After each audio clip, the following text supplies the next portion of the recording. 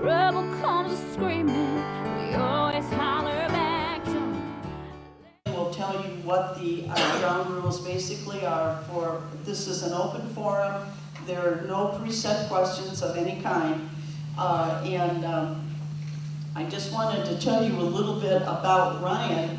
Ryan is the programming director of WOWO, and we heard him today on the radio. At least I did. I don't know how many of you did, but he did a good job. You did a good job, Ryan, and thank you for mentioning the meeting this evening.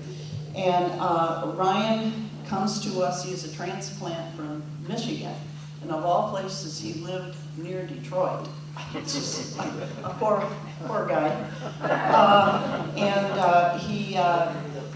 I guess he went down to Lima, Ohio, is where he began his career in the radio, and he has, as he was building his resume, spent some time in Milwaukee, and he found his way to Fort Wayne, I believe, maybe 6 months ago, and he already has said he's a Comets fan, which is good, and he's on a mission. He and his wife are on a mission, and maybe we can help him with that mission. That mission is to find good restaurants to go to eat. So maybe you want to give Ryan some suggestions.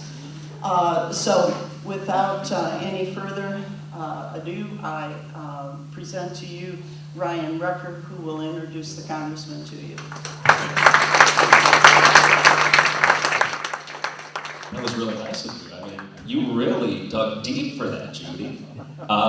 It's really an honor to be here today, and what is really a nice honor about town hall meetings is that these things exist. I think they're very important to exist. The idea that your voice will be heard today. You have your questions, and you're going to get an answer. And not often do you actually ask a question, you get a straightforward answer. So, I'll walk to you. If you have a question, raise your hand, I'll walk to you. We'll allow you to ask your question. Now keep in mind, because of the amount of people that are here, we're not really looking for speeches, so you can say a couple of comments. If you'd like to say something to the Congressman, you can do that. But we're going to try to make sure as many questions get answered today, because we want to give everyone the same opportunity that you have with the microphone, and you'll be able to get your time to the Congressman as well. So we're going to kind of keep the flow going today. So if you have a question, just raise your hand. We'll be more than happy to get that question to the Congressman. And I'll just walk around with the microphone. And I think we're going to have a good time today.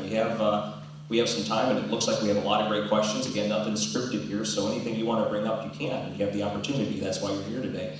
And the Congressman's going to have some opportunity to talk to you a little bit about what's going on in Congress, everything that's going on in Washington, and he'll give you a progress report. I think that'll be very important that you get to hear that first. But you know what? I think the questions are going to be the most important part of tonight, and we should probably get right to that. And it's my honor to introduce Congressman Marlin Stutzman.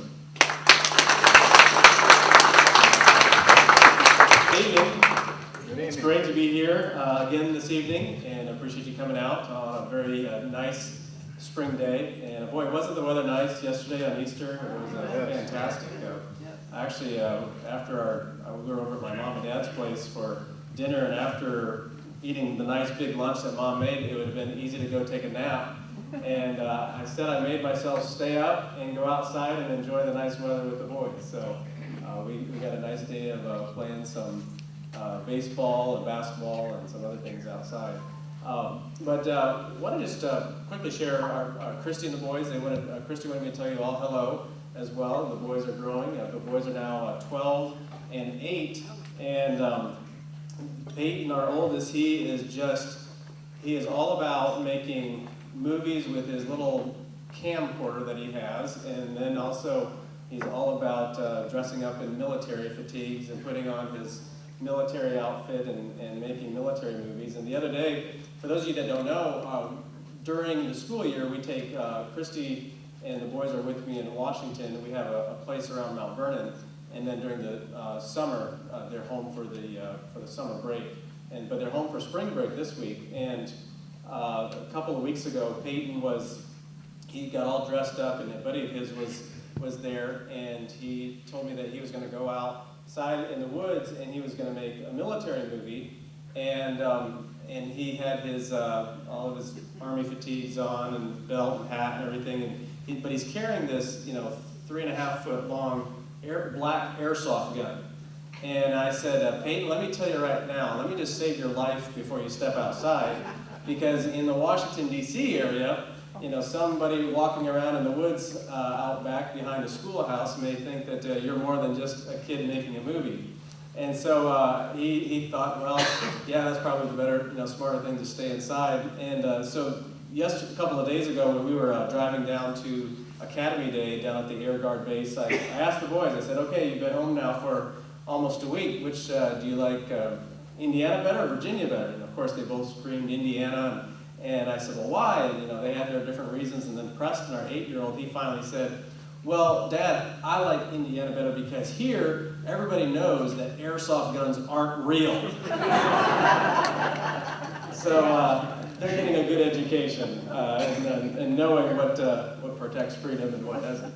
But it's just a quick update on what's going on in Washington. And we're all still very frustrated about the way the federal government is operating and the way that the president has been handling the healthcare law, to the NSA, to the IRS, to Benghazi, and all those things. And as far, what's going to change it? It's going to take an electoral change. As I was telling some folks today, usually you have an election happen and that politicians will adapt. Bill Clinton was one of those. He realized that he got his hat handed to him, and so he started to work with the other side of the aisle. Well, Barack Obama doesn't do that. He's not one that has conversations with those who he knows disagrees with him. He doesn't try to find common ground, and it's very difficult to work with people like that. If you remember, Ronald Reagan and Tip O'Neill being the Democrat Speaker of the House back in the 80s, often would get together and they would at least talk about the problems that face the country. And they didn't agree on everything, but they did find ways to work together on some things. This is not the case in Washington today. Our president doesn't visit frequently hardly visits ever with the Speaker of the House, hardly ever visits with Harry Reid in the Senate. So you have the three main leaders of our country in Washington who hardly visit with each other. And when you don't have any sort of dialogue, when you don't have any sort of conversation, you're not even going to find much to agree upon at all. And so we're going to have to just get through this presidency. We're going to have to get through the elections, and hopefully we elect strong conservative leaders, because we have a lot of challenges that we're facing. As you all know, the healthcare law, the president is, Nancy, the way that the law was written, Nancy Pelosi and Harry Reid wrote it in a way that the president could change the law, make the law work as he wanted to, as he needed to. They did the same with Dodd-Frank. So Congress is very much weakened when it comes to those two particular issues because of the way they drafted those particular bills. One area where I think that there is some consensus building, and that's dealing with the NSA and the data collection program that was created to collect phone records. The chairman of the Intelligence Committee, Mike Rogers from Lansing, Michigan, is proposing a bill to do away with that particular program. And I've heard, and I don't know if this will stay, but the president has agreed that the program should go away as well. So we will see if there's anything that the two parties are agreeing upon, and it goes back to even the liberals in Washington don't like the data collection program. So I'm hoping that there's a consensus on that we would do away with a program like that, and also get NSA under control and get them back to their primary objective, and that's dealing with terrorist activity and not be collecting information on us Americans that is none of their business. So that, other than that, there'll be discussions about immigration, but it's probably nothing will happen with that. this particular Congress until after, and through the election anyway.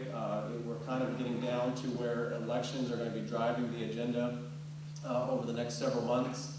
But we're still lacking leadership in Washington, and I don't suspect that'll change. Nothing that we would sense as the type of leadership that America needs right now.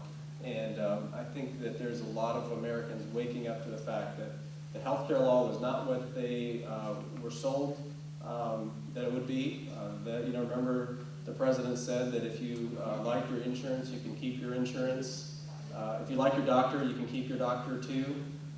Americans are finding out that that's not true. And so my hope and my efforts right now are to help elect strong, constitutionally minded conservatives into seats in Washington that will remember that our Constitution is our guiding light and should be the principles that we follow in Washington, D.C. So with that, it's good to see Dan Harmon here. And as many of you know Dan, he's had several struggles over the past couple of years, but Dan is a good friend to all of us, and it's good to see him. And if you have any particular casework or anything like that, make sure you see Carlin Yoder, who's on our staff right over here on the far left. Feel free to grab him, and if any information that you would like us to have, or we need to contact you regarding veterans or veteran casework or anything from passports to Social Security, things like that, feel free to reach out to us. Since I mentioned veterans, could we quickly have all the veterans stand up that are in the room? We'd just like to say thank you. All right, wow.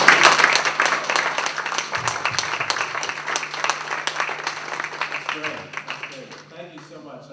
We have the World War II veterans flying into Washington here in a couple of weeks, and Christy and I always make the effort to be down at the World War II Memorial to visit with them. It's the best day in Washington is to be visiting with World War II veterans at the World War II Memorial.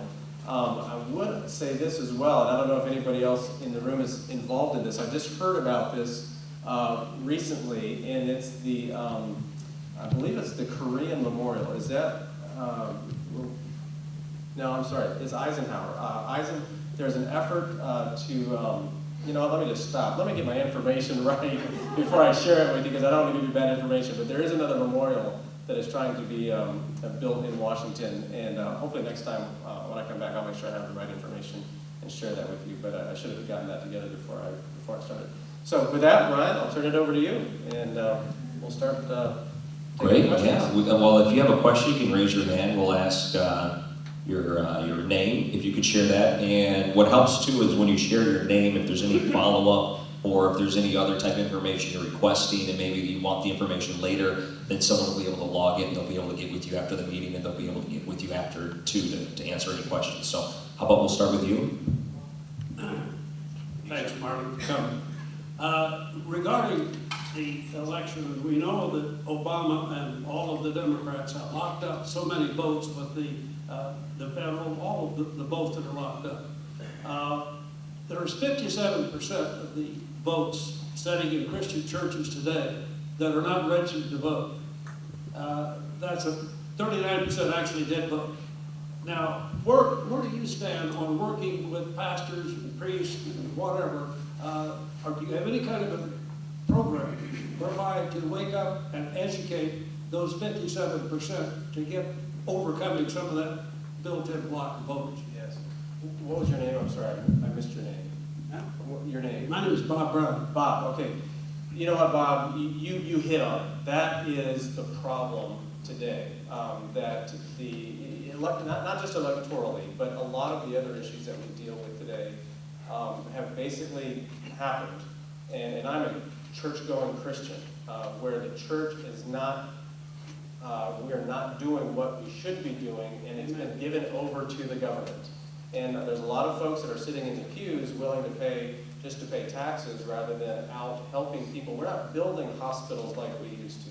We're not helping to take care of the poor, the needy. the homeless the way that we used to. There's a lot of people, around Fort Wayne, there's a lot of people in our communities that are doing a lot of good things, and I'm not trying to take anything away from them, but I'm talking as a whole, the church in America is not doing the things that the church used to do. And so with pastors, I'm working with a particular organization called Wall Builders out of Texas. David Barton is the gentleman's name that brings pastors and priests and any clergymen to Washington.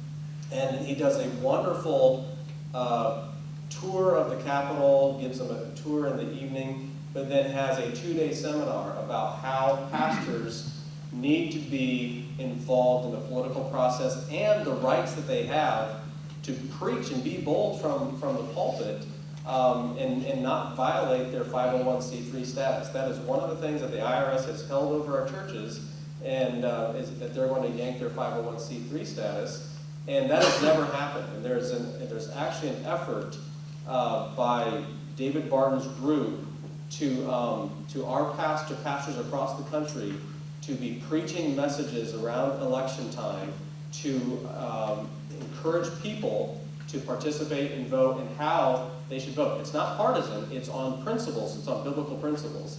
And then videotape that particular sermon and send it to the IRS and basically challenge the IRS to come after them. And their hope is that at some point the IRS does that and then take it to court and challenge that on the right, on the grounds of free speech and freedom of religion. And so there is definitely a pushback with organizations, but we need more. We need a lot more pastors and churches to be engaged in the political process. If we have healthy, strong families, if we have healthy, strong churches, then the government will be the appropriate size that it should be, because those families are taking care of families and churches are filling the needs of the biblical expectations of us as Christians. And so it's growing. It's a growing number, but obviously we've got a lot of work to do. And those numbers that you shared at the beginning are startling, that many people who are sitting in the pews aren't voting. Yeah, you're right. I want my guidance coming from God, not the government. I think that should be very important. Anyone else have a question? We'll go right down the road here. You can say your name first. My name's Brent Duff. I'm from New Haven, and I'm curious how many more terms you plan on staying. I think you've done a good job overall, but I think we need to get away from these career politicians, and I'm just wondering when you plan on returning back to the farm. Well, give me how many years as a career politician? Well, let's see. Okay, you got 2 years. You've served 2 years. 2 terms. 2 terms. So maybe 3 terms for Congress, and then I think you ought to just hang it up. hang it up, let somebody else do it. All right, thank you. You know what? I'm sure my wife would be glad to take your side. But basically, we're gonna whatever God needs. That's where we're at. We're gonna, if I believe that we can make a difference for the right, then we'll run it. But I do not plan on being in Washington for a career. We have enough career politicians, and we don't need more. But at the same time, you have 435 members in the House of Representatives and 100 in the Senate. It takes up a little bit of time to build some seniority to actually be able to accomplish some things. But I would support a 12-year term limit.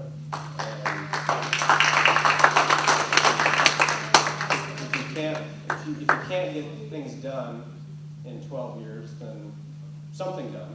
And it would level the playing field, then everybody would be on the same level playing field. But I do think that we need new blood, fresh blood in Washington. If it's too short, you'll get into the problem that Michigan has, and they do have 6-year term limits.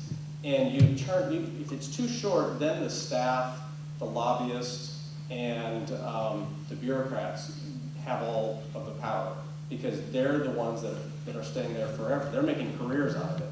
And so I think there has to be a balance between how long members in the legislature or in Congress stay compared to, because we got to remember that there's other people that are going to stay way too long.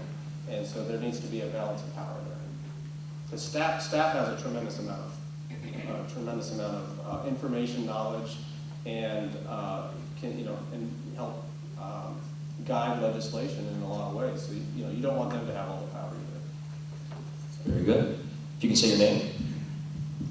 Al Stefanski? No, hold on. I'd like to know why we can't stop all their dang lying. Obama, he don't even tell you what his real name is. It's Bruce. And let that guy get away with it. I want to go there and talk to him. I know, I'm getting old. He wants to kill us old folks anyhow. He's good at baby killing. I think I missed the question there. I don't know if there's a question mark at the end, but you get the open forum. I understand, you get your opportunity to say things. Anyone else have any questions? How can I respond to that? So we'll go right over here. Hi, Scott Blair, Fort Wayne. We got Bader in there who's hell-bent on getting his immigration through this year. We got McConnell declaring war on the Tea Party. Is there any effort being made to change some leadership and put a stop to this immigration going through? Yes, there is. The Republican Party is not innocent in all of this, I think, either. I mean, I was talking to a group of high school kids this morning, and there's about 100 students from around Allen County, Northeast Indiana, over at IPFW. And an interesting statistic is that in 1980, our national debt crossed over the $1 trillion threshold. And since then, we've added almost $17 trillion to that. And that's both under Republican control and Democrat control. I sense this, not in a lot, but in some. There are some new Democrats who are elected who they understand the problem as well. And that's a good thing, because it's going to take both parties working together to fix the problem. Now we're a long way away from that happening, but I think it's starting. Whether it continues or not, we'll see. And it's going to depend on people involved in elections and electing the type of people that do understand the urgency that $17 trillion of debt is doing to our country. It's weakening us economically. It's weakening us militarily. We will not be the strongest nation in the world because of the debt that hangs over us and the damper it puts on our economy. And so I'm trying to be optimistic about new Democrats that are being elected as well, because but with Republican leadership, there has to be a conversation about where the Republican Party and where the Republican leadership are trying to take the party and where they're trying to take the I party. think a lot of times they're just about as bad as the Democrats sometimes. I sense that frustration a lot. So, and there's a lot of members in the Republican conference. There's a group of us that actually started the House Liberty Fund, and Jim Jordan in Ohio, Mick Mulvaney in South Carolina, Trey Gowdy in South Carolina, Justin Amash up in Michigan. Pardon? Louis Gohmert? Louis Gohmert. I don't know that he's been there, but what we're doing is we're raising money to help conservatives in elections around the country. I mean, some of these seats are, they're Republican. The Republican will win with 65, 70% of the vote, and then they go to Washington and act like they are voting in a swing seat, and there's no reason for that. They should be voting conservatively, but not all of them are that way. So we're getting into those districts where we have opportunities to elect strong conservatives. There's a good group there. The Republican Study Committee, which is the conservative caucus, it's the larger conservative caucus, has about 185 members, which is more than it's ever had. But we are also starting another group of conservatives to pull it sounds silly, but a conservative group to pull the conservative group, keep them in line as well, because we don't want just conservatives in name only. We want conservatives in practice as well. We have Ed over here. Yeah, Ed Ross is my name. Common Core is the subject, which I think does tie in to some degree to the things that have been talked about already. I don't hear any GOP attack on this communist-written educational program. It's right out of Hitler's playbook. And David Coleman is a self-avowed communist. He led that effort to write that thing. The news that I heard from Judy today is very discouraging about what our own state is doing. Can you national leaders help us out and start beating the war drums on this thing? Because we've got to beat that thing down. Well, there's Talk to Mike. Yeah. Well, Heritage is probably the biggest group out there that is helping us beat back on Common Core. I know Marlin Stutzman's been beating on it. Marco Rubio has been beating on it. Ted Cruz has been beating on it. So there are people that are talking about it. But again, we're not going to get. I should say this. We in the education bill that passed middle to latter part of last year we can't address Common Core by definition because it's not a federal program, but we can address it by description, and that's what we did as a program. But Harry Reid's never going to take that language and pass that particular bill. The only way we're going to beat it is by public persuasion. And I think we are, it's disappointing. I don't know what happened today exactly, but if that's what happened today, obviously it's disappointing. Because Indiana was the first state to not pass, or actually was one of the first states to repeal and go the other direction. But now if it's Common Core light, that's not going to do us any good. Right. They've renamed it.